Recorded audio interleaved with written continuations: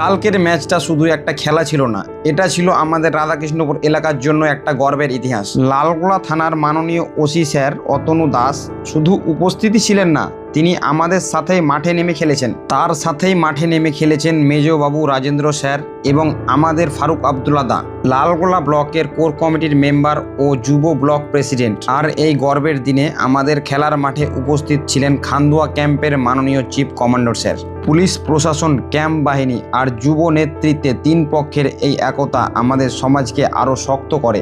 যশোতলা ম্যাচটা ছিল টান টান লড়াই, শেষ পর্যন্ত আমরা রানার্স হয়েছি আর যশোতলার টিম হয়েছে চ্যাম্পিয়ন। হার জিত খেলাতে লেগেই থাকে, কিন্তু OC sir, Rajendra sir, Farooq Abdullah দা এবং খান্দুয়া ক্যাম্পের চিফ কমান্ডারের উপস্থিতি, সেটাই আমাদের কাছে সবচেয়ে বড় জয়। রাধাকৃষ্ণপুর 7 স্টার ক্লাবের পক্ষ থেকে আপনাদের সবাইকে জানাই আন্তরিক ধন্যবাদ ও স্যালুট। খেলাধুলা বাঁচুক, ঐক্য বাঁচুক, লালগোলা আরও গর্বিত হোক। এই পুরো খেলায় ডেকোরেশন করেছে আবু রাইহান। আপনারা যে কোনো অনুষ্ঠানে এই নিচের নাম্বারে কল করে তার সাথে যোগাযোগ করে খুব অল্প খরচে প্যান্ডেল বা স্টেজ বানাতে পারেন। অবশেষে বলবো, ভিডিওটা লাইক করুন, শেয়ার করুন আর এরকম ভিডিও দেখার জন্য আমার আইডিটা অবশ্যই ফলো করে নিন।